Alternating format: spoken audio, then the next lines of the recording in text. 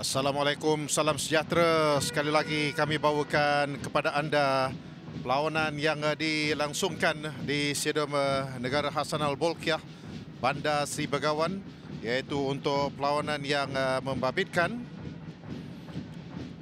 pasukan DPMM FC berdepan dengan pasukan Penang FC, iaitu dalam perlawanan yang ke-12 untuk kedua-dua pasukan dalam saingan Liga Super pada musim ini. Dikejar, dikawal Hakimi, di belakangnya Danilo Sipovac yang menanti, dan satu hantaran yang baik, gol Oliveira. Cross yang mengundang untuk jaringan daripada Jordan Murray sebenarnya, bukannya Oliveira. Satu gol yang baik, satu gol yang menarik.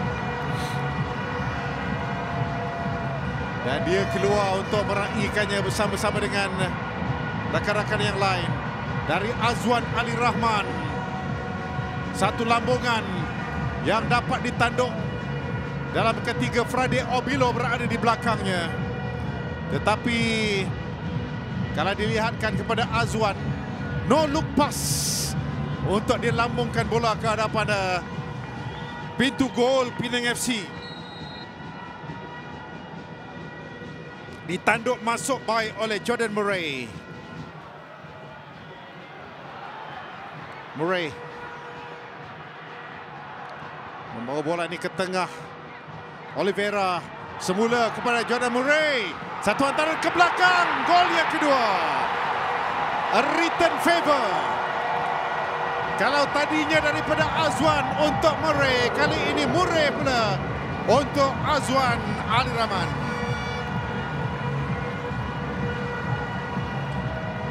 Team effort goal yang dapat dihasilkan oleh DPMM kira-kira 5 minit selepas jaringan pendahuluan mereka.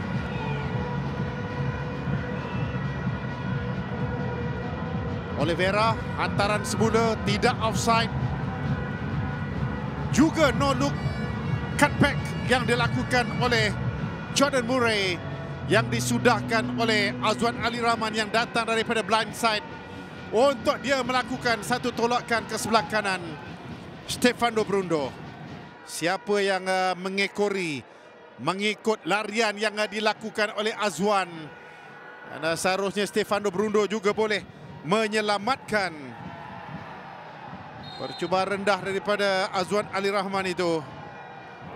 Kepre sukar untuk memenangi bola tinggi seperti itu.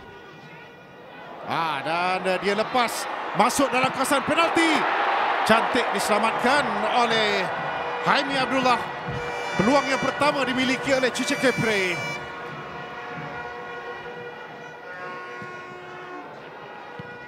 Menyerang Côte d'Ivoire itu berdepan satu lawan satu dengan Haimi. Bola seperti itulah yang dimahukan oleh Cici Kepre. Dan Haimi mengalami kecederaan sedikit. Rohan untuk satu cross yang mungkin teroverhit, tak apa. Tapi Sipovac menanti. Tinggalkan semula kepada Sipovac. Bersama dengan Jose Porteria. Penguasaan yang agak lama dilakukan. Kepre merembat. Kali ini terus kedakapan Haimi Abdullah. Itu yang dia mahukan. Kita tahu akan kualiti yang dimiliki oleh Cici Kepre ini.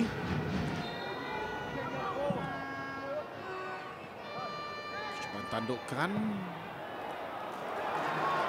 Frade Obilo dan juga Stefano Brundo berada di atas.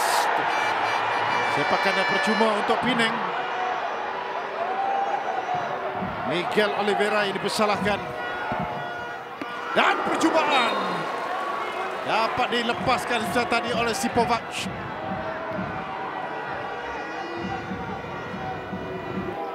Ataupun dari Wenzel Hall sebenarnya. Dari luar kawasan penalti. Okey.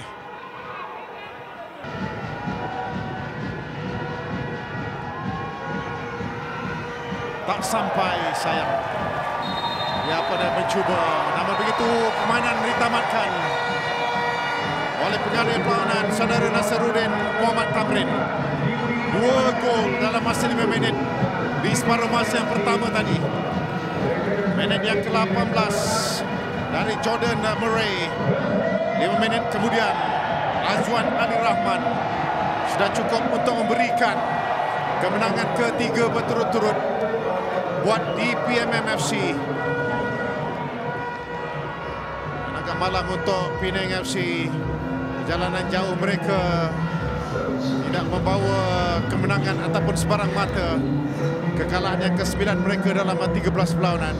Tetapi bagi DPMM, ini adalah satu kemenangan yang cukup penting dalam pemburuan untuk memperbaiki kedudukan.